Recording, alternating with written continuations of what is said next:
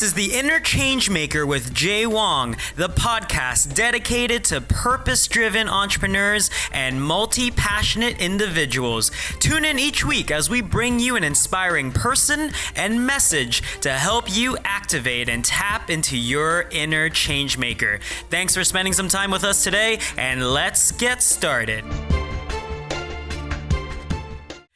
Ladies and gentlemen, welcome back to another episode of the Inner Changemaker. And today we have such a special guest with me, Bobby Umar, who is a four-time TEDx world-class speaker. He writes for the Huffington Post. He has this great conference that he's putting together in terms of personal branding, and he's really considered a thought leader in personal branding and networking and really connecting with others. Welcome to the show, Bobby. Thank you very much, Jay. Appreciate it. Happy to be here. Did I miss anything in that intro there? I know that there's a few things that you write out typically.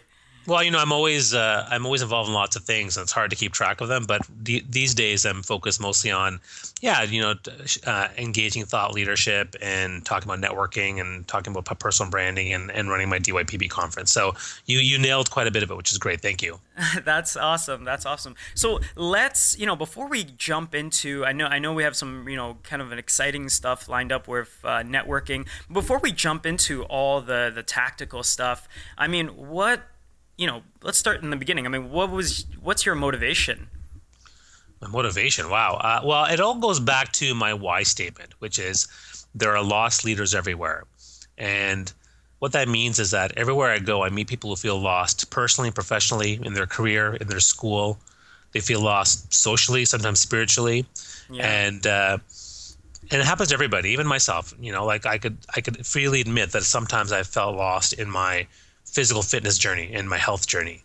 And I was also lost in my career too. And so I meet people like that all the time. And it doesn't matter what age they are, 20, 30, 50, 60. And my message to them is that it's okay to feel lost sometimes, because we all do, including myself, but it's not okay to do nothing about it. And so when I have that very, very firm why in my head, I wake up every day and everything I do is aligned with that why. So when I'm with my kids, I look at them as lost leaders. When I help my friends out, they're lost leaders. When I go do my work and coaching and with speaking and things like that, they're lost leaders. So I find that why statement, I've now had it for 2 years. It definitely keeps me focused on my purpose, on my target, on the pain that people feel, and the problem I'm trying to solve. That's really great. Is it something, I know for myself, one of my coaches previously told us to kind of write down this write a very detailed vision of yourself and, have your why statement. Is that something that you reference every morning? It's hung up in your office, or how do you kind of remind yourself of that? I don't have anything actually, posted on my walls, sure. But, whenever I work with people on their vision, mission, and why statements, I commit it to memory. It is committed to memory. I can talk about it ad nauseum. Some of my clients are like, oh, I forget part of my vision. Well, you know what? You need to ingrain this in your head, heart, and soul. Yeah. So for me, that's what I have. And, as soon as I wake up, I think about that, reflect for the first 10 seconds, and off I go. Sure. Well, that's really awesome. And I love how passionate you really are about, just talking to you just before the interview about, everyone needing to kind of develop their own personal brand, and it all starts with networking. Can you give us maybe an example of your life and business, and how maybe you suffered when you did not have this initial personal branding and you didn't know the proper networking skills? Sure. I've always been a great relationship guy and a great connector, but I wasn't a great networker. And so I did my MBA after my engineering degree because I wanted to switch careers into marketing and get into film and television, because I'd already been a theater guy, musical theater guy, producing and directing musicals. And so after my MBA, I was looking for a job in TV and film, and I had a really hard time because even though my resume looked amazing, I couldn't get anything, because in film and television they don't look at resumes; they look at it's about networking. You have to who you know, and so I started going through my networks, and all I had were theater contacts. No one was in film and television. And then I didn't even think about going to TV film events to network with people. I just kept relying on my own Right. personal network, and so I never found anything for like 6 to 8 months, and so I decided to move on to some other opportunities. And then What? another example actually would be after also as when I finished my MBA, I was looking for a job. I had Yeah. engineering, I had performing arts, and I had marketing all on my resume, but it wasn't very focused. Yeah. And so it's hard for me to get a job, but also hard for me to convince people that you know what I was the best. So to me, not having understand what my brand was, what I was bringing across, made it more difficult to find opportunities. Sure, sure. Well, I mean, why don't you tell me something that you could do now? Because, current day, now that you do have that personal brand and you do understand, all these little, tactics that we'll get into about networking. I think, well, there's a couple things. One is I know my value. Like I know what I bring to the table. So when you dive in your personal brand, you get a sense of your values, but not just Sure. your values, but your value, right? So I know what I'm awesome at and what I'm good at. And when someone says, "Hey, can you help me?" I'm like, "Yes, I can help you. I can do great work." And that value allows me to price myself as well in a way that is competitive and makes sense. That's one thing. And the second thing is more about focus. So like, um, knowing my brand and knowing what opportunities come my way, I'm able to leverage that to find the right person to network with strategically. Because right away, I'll go to LinkedIn and I do a quick word search, and I can find 5, 10 people to look at that are relevant to what I'm trying to do. So that focus network really helps. I love that you said that, in terms of the value, right? Yeah, And I mean, I think it's Gary Vaynerchuk, talks about a lot about it, where he says he goes all in on his strengths. I love Gary V. Yeah, Yeah, no, and he's doing so much, so much content, but you could tell from everything he does that he is a guy that goes all in on his strengths. And totally. he tries to, not necessarily deal with all the, quote unquote weaknesses that he might have. Yeah, I mean, I learned that a few years ago when I looked at Strengths Finders, and Oh yeah, yeah. the whole idea, that Michael Jordan, he was a superstar basketball player. Then he decided to do baseball, but then he's like, you know what? I'm not that good at baseball. Let me go back to basketball and win 3 more championships. I mean, you just spend your time on all your superhero qualities, and I Sure. totally agree with that now. And so, like, for example, there's no way I'm going to be doing bookkeeping. I get someone to do that for me. Yeah, yeah. I mean, it's kind of crazy to think if Jordan would have just stuck maybe with basketball, he would be even more of this legend. He might have won even more championships, right? Totally, totally. Yeah. Well, out of curiosity, I mean, I did Strength Finders a few years back as well. I mean, do you still remember your top five, Oh man, that was a while ago. or at least your top one? I think I had a combination of activation and woo.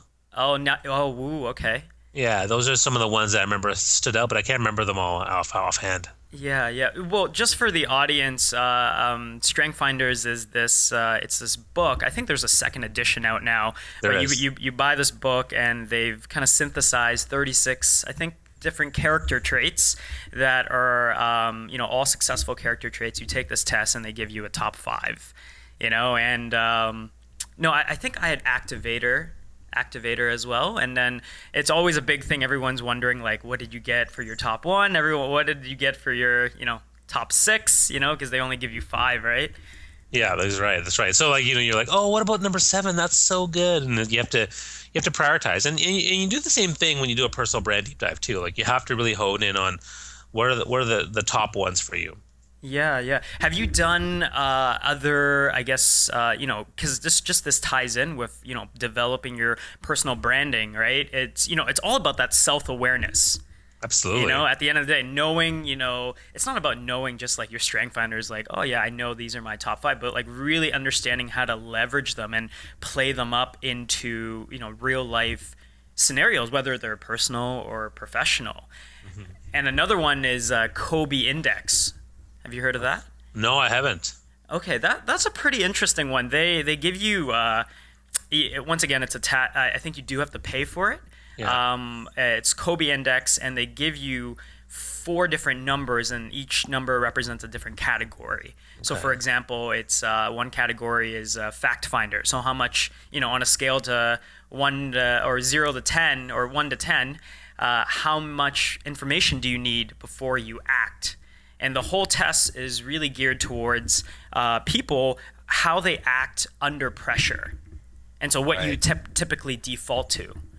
Oh yeah, okay. I've done something similar to that actually with a colors insight, not the typical one that people do. Yeah. But I mean, there's lots out there. I've done many, and one of my new favorite ones these days is called Enneagram. That's a pretty cool one too. So yeah, there's lots out there. Right. Yeah. But I think each tool is so great, right? In terms of discovering your personal brand and how that plays into networking. I mean, you went from not having, I think a lot of people experience that pain as well, right? They graduate out of school, they're looking for work or they're looking for different opportunities, but because they don't have, the right network, they haven't built up the right network maybe, it becomes so difficult for them. Mm-hmm. Yeah, no, I totally agree. So is there, I mean, maybe to help our audience out a little bit, is there, I mean, I know there's no kind of like solid framework, like if you do these steps, this is going to be how you're going to be a super networker. But is there some philosophies that maybe they could take with them and apply them whenever they, meet anybody? Yeah, I mean, there's lots. I mean, for the most part, networking is about giving, right? So what are you offering to people? How are you helping them? So how can I help you? That's the first thing I want to ask myself. And, if you follow that philosophy, you're going to be in a much better mindset and less stressed about, trying to make the connection that's going to change your life or change your career. You just go there, focus on helping people and teach people and things like that. I also like the idea of investing in their stories. Like, what are their stories? Because stories will reveal people's values and what they care about and their passion. So I like to share my stories, but also invest in understanding their stories. What are things that you're passionate about, or what's the best experience of your life, and things like that. And then finally, the third one, this one's really important, and this is really targeted to your audience, Jay. Sure. Follow up. Follow up, because not following up renders networking useless. Is there like an example here in terms of what exactly do you mean by following up? I'll give you a perfect story here. I spoke at an event, 500 people. I did a keynote on networking and personal branding. And I spoke to 500 people. I said, you know what? I'm going to be here the whole day, and I have 500 cards here. I want each of you to come up, get my card, and then you're all welcome to call me for a 10 to 15-minute coaching call. I will totally help you out with anything you need. Now, out of 500 people, how many people got my card? 75. And out of 75 people, though, how many people actually followed up with an email or a text? 17. And out of 17 people, how many people do you think actually stuck with it and followed up to create a relationship with me? That was 2. So the question is, you can either be the top 15% that gets my card, or the top 4% that follows up, or you can be the top 0.2% that creates a relationship with me. Who do you want to be?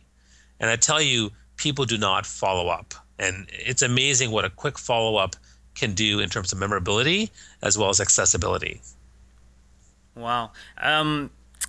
What is maybe an example of how one would be able to follow up? I mean, I sometimes I think as young people or people that are graduating just out of school, they don't exactly, you mentioned it's all about giving, but they're maybe not too clear on, their personal brand or, their value proposition, right? So what would be maybe, it would maybe be a little tough for them, to provide that for you guys. Yeah, what a lot of young people don't understand is they don't understand that they have value too.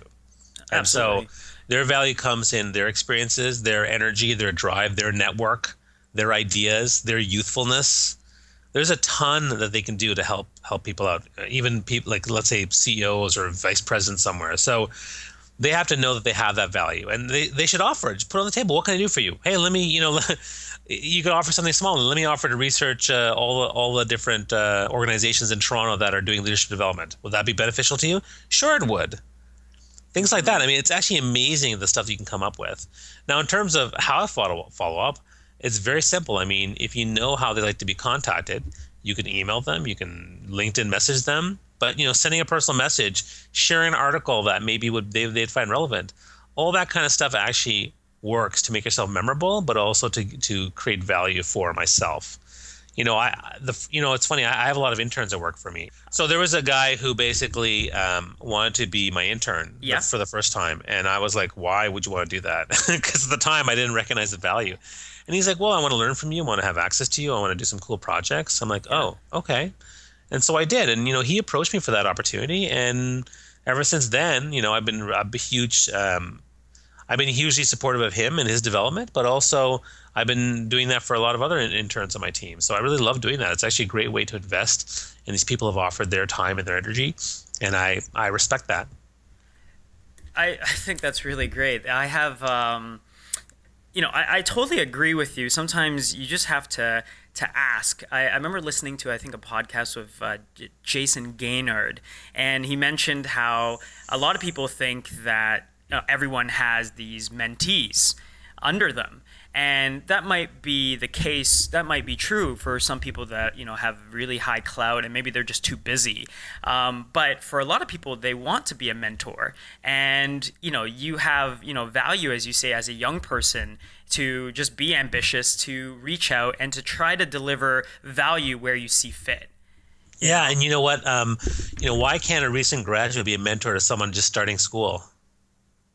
Right. I mean, there you go. I mean, just that 4 years or 5 years of experience, that life experience alone, that gives a lot of perspective. Totally, totally. It's funny even when I was in university, I reached out, to someone who was, definitely, he was a leader in the Ottawa community at the time, and he ran a couple successful businesses, and I said, look, I clearly I don't want to work in the government. I did a couple internships with a couple corporations. What can I do to help you, and can I help you with marketing? Can I help you with sales? And we ended up developing this mentor-mentee kind of relationship. And that has really, having, just one mentor has really been pivotal for myself in terms of my development, in terms of just the learning curve alone. And I know so many people talk about, going out and getting mentors, but I think that's such a crucial step to not overlook and to really, focus on that. Absolutely. I think every good coach needs a coach. Every good mentor needs a mentor. So I coach people, but I have a coach. I mentor people. I also have my own mentor. And so for me, it's been a great way to have a sounding board, to have focus, to have accountability. All those things are really great for me, my business, but also my personal life. Yeah. Well, when you do your coaching, is it specifically for, I guess, people that are having like a personal brand issue, or who is it typically geared for? I think for the most part, I think everybody needs to work on their personal branding. So it doesn't matter who I work with; they have to work on that. Sure. But typically, I'll help people with their career planning, right?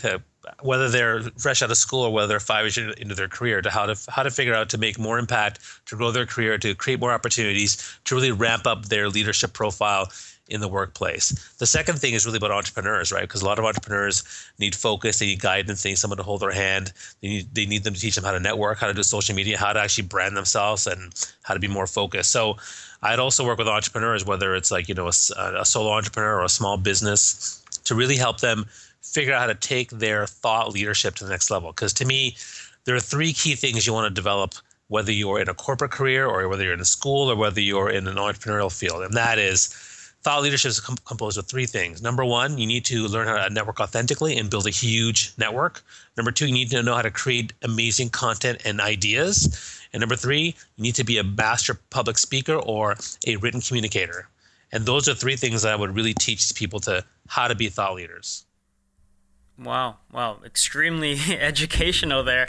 Like being a master speaker, just take that as an example, but how can someone just practice, I guess, being a master speaker? Does it just involve doing more public speaking?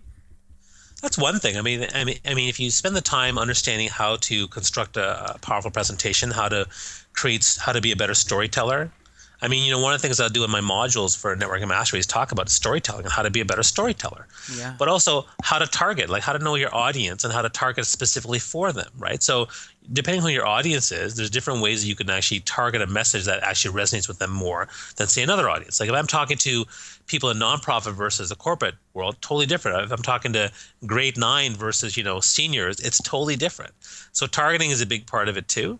And then, of course, there's nothing better than organizing your thoughts and preparing and rehearsing, because that's going to be, especially for people who are really nervous, that's going to take you to the next level. So the general idea is know your stuff, organize your stuff, rehearse your stuff.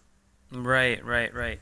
Oh, let me. I kind of want to switch gears a bit, and I Sure. always try to get different resources, more resources, for the people that are listening. Which books have you read twice? Uh, you know what? It's funny. I would say Harry Potter. Oh yeah. Now, Uh, is that just to get your mind off of business, or I mean, obviously, it's a great story. well, what's interesting? This interesting story, because I've a lot of people ask me what books do I read, and Sure. particularly from a business or leadership perspective. And the truth is, and I'm totally honest about this, I don't read very many books. And the reason is because I'm too busy networking, connecting, having conversations. I believe people learn in three ways. They learn by academic absorption, so reading manuals, journals, articles, books, going to lectures, podcasting, things like that. That's one way. The second way is to learn by doing, which is a huge part of what I've done. Everything I've done in my life that I teach, I've been there and I've tried and I've failed and I've succeeded, and I teach that stuff. And the third way is through conversation. So talking to you, having a coffee, going for lunch, going to networking events, talking and learning to people. I have a really great memory, so I actually remember conversations and I learn from those people. So to me, those are three ways I learn. So in terms of books, I really haven't read that many leadership books, or haven't. I mean, I do read a lot of articles, but a full book is very hard for me to commit to, just because I'm always busy trying to network and connect with people. Sure, sure. Well, can you maybe tell us a time where, I mean, I know you mentioned that a lot of the things that you learned was by doing. I mean, tell us something that you were, when you started, you were quite terrible at, but, obviously over time you've built up that muscle there. Well, I think that I talked about networking and how I was bad, but now, like, even business, I've run my company now for 8 years. And then when I look at what I did in the first few years, I'm like, God, what was I doing? It's like, going back, I wasted time. I was distracted. I wasn't focused. Sure. I wasn't networking with the right people. I was spending my time networking with the wrong people, which is fascinating. Like I'm like, oh, I met 100 people this week, but they're Yeah. the wrong people, because I wasn't focused on my target market and my clients. I was networking with people that were never going to be my clients and didn't make any sense for me. And so, gosh, like all the stuff I've learned in the last 8 years has been phenomenal in terms of that. And one of the few things that's really helped me was, for the first few years, I actually never went to conferences as a delegate. I'd only speak. But one of the things I did, I think back in 2010 or 11, was I actually went to my first conference as a delegate. I was like, wow, this is amazing. And I was learning so much, and I talked to some really cool people. And that was a big shift for me. The other big shift for me was getting my first business coach and my first mentor. That, again, providing some focus and accountability and a sounding board, that was huge for me. I couldn't believe some of the stuff, because they would ask me questions that, oh yeah, I never thought about that. Oh yeah, why am I doing that? That's crazy. Even though I never, because as an entrepreneur, I'm just doing thousands and thousands of things. I have hundreds of things in my mind. So it's Yeah. hard for me to spend the time processing every single thing. Is it specifically strategically aligned to exactly what I'm trying to do? And so having that mentor and coach really helped me with that. It's, on the entrepreneurship note, I mean, I think a huge rule of thumb that a lot of, it's almost like a misconception. When people do entrepreneurship, they come in and they think they have to do everything, right? Yeah. They feel like I have to control everything, right? Because, or else it's never going to get done, or it's going to get done and it's going to be this crappy quality. But I think over time, all entrepreneurs, we all learn that you don't actually have to do it all. And it becomes, now it becomes, how do you, manage people? How do you, have different interns, and how do you do that? So, Absolutely. I mean, learning to manage people properly and learning to leverage your resources, which includes your time and includes your people, that's a huge part of focus and a huge part of scaling and growing. So, okay, you don't read that many business books or leaderships, which is fine. Are there maybe you're a documentary guy. So have you been watching any, great documentaries lately? Gosh, like I can't honestly, I haven't seen very many of that lately. I mean, for the Okay. most part, I have kids, right? So it's hard to watch Yeah. documentaries. Back in the day before we had kids, we go see documentaries all the time. So I remember watching The Corporation. Oh my God. Yeah. Yeah. If you ever see that one where they describe the corporation as a psychotic. No, I haven't, but Oh my God, I've definitely heard of it. Yeah. fantastic. I mean, it definitely put it changed my mindset in terms of how I manage or deal with corporations and understanding, what their purpose is.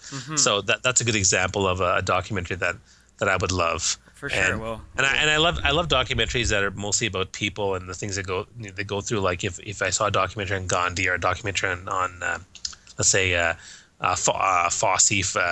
Jane Goodall with the gorillas, that would be amazing. That would be amazing for me because I just love that people who take on a purpose that's just so powerful and people connect with it and they just decide to put all their interest in it. I find that fascinating. I was actually recently watching a documentary. It was a video documentary about 12 minutes long, and it was about this guy who basically he was in India and he would go around and just find homeless people and poor people and just give them baths and wash their feet. And that was his service. Wow. Because these people didn't have access to clean water. And I just thought, wow, what an amazing purpose. Because it's something that most of us either don't think about doing or could never do. And it's just a powerful statement to servant leadership and just service. And he's doing something that has purpose, that has benefit. And ultimately, that's going to be his legacy. I thought it was really amazing. I mean, what an amazing example of just giving, right? I mean, I know, the theme is like, networking is about giving. It's about actually caring, actually putting, some thoughts, for the other person, right? That's what leadership is about, service, right? And, we often, and a lot of us would be like, oh, I would never work at McDonald's or for minimum wage. I mean, this guy was just going around helping people on his own. Like that to me is powerful. Wow. Yeah, no, that's really great. I mean, I wonder how we could track that down for the show notes. But okay, so last question before we kind of wrap up. What does the word change maker mean to you when you hear it? Well, a change maker is probably one of the root qualities of leadership. I define leadership as evolving, changing, learning, and growing for the better, such that you can impact yourself and ultimately impact others and change the world. So leadership is that act of constantly evolving, changing, growing, and learning for the better. So when you say change maker, that's twofold for me because leadership is about the change maker within. You have to change yourself because the better I am, the better everyone else will be. The more healthy I am, the better it is for my family, the better it is for my clients, the better it is for the people that I inspire. The more engaged I am, the better connector I am, the better off everyone else will be. And then secondly, once I change myself to be that leader, to be that person that makes a difference, then as a change maker, I can also impact other people. And my purpose and my why statement are all about changing people and changing the world. And so I'm hugely invested in the lost leader. I'm hugely invested in making that impact. And so for me, that's what change maker means to me. That's absolutely wonderful. I was it was in another earlier interview with actually the mentor I mentioned earlier in this conversation.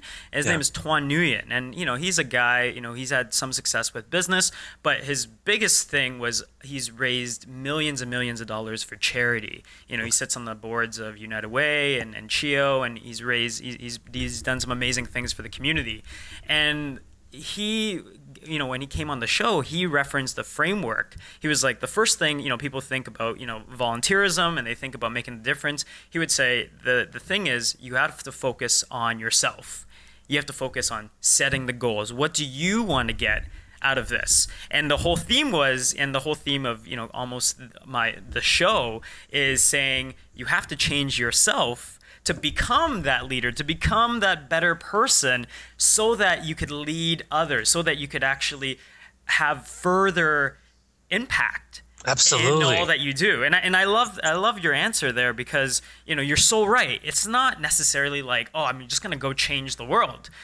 The way to change the world is to change yourself. Yeah, And a better you is better everyone else. Absolutely. I could say it no better. So that's awesome. That's great. It's okay. Well, how could people listening to this? How could they find you? Minus I know you're big on Twitter, but minus just Googling you. Where can they learn more about your personal branding conference? Where can they learn more about your networking tactics? Sure. So I mean, my main website is raeallan.com, RAEALLAN. But also my networking mastery program, the one I just launched, it's at raeallan.com/networking mastery, all one word. And the conference, Discover Your Personal Brand, or DYPB, is at www.dypb.ca. So if you want to be part of that conference, I highly recommend you take it on and check it out. There's going to be 450 delegates and 50 plus experts in personal branding. It's going to be an amazing 2 days. And for the networking mastery, again, I've launched this program where I basically do 12 of my signature keynotes and workshops over the last 10 years, and I've compressed it into 12 online modules just for people to ramp up their business, ramp up their careers, ramp up their thought leadership and social media mastery. So, and networking as well. So if people are interested, I'd love for you to check those things out. And if you have any questions, I make myself very accessible, and you can tweet me, text me, email me, you can call me. I'm very responsive. All right. Well, that sounds super valuable. I mean, I'm definitely going to check out your conference there. But thank you once again, Bobby, for being on the show. And we'll talk to you next time. My pleasure, Jay. Happy to be here, and good luck with all your stuff, too. All right. We'll talk to you soon. Thanks. That is it for this week's interview. Did you like what you heard? If so, please subscribe, rate, and review the podcast. We're building a community together for change makers under the belief that together we can change the world. Join the movement at www.theinnerchangemaker.com. You can also go there for show notes and additional resources not provided in the podcast. Until next time, live with passion, live your dream, and live it now.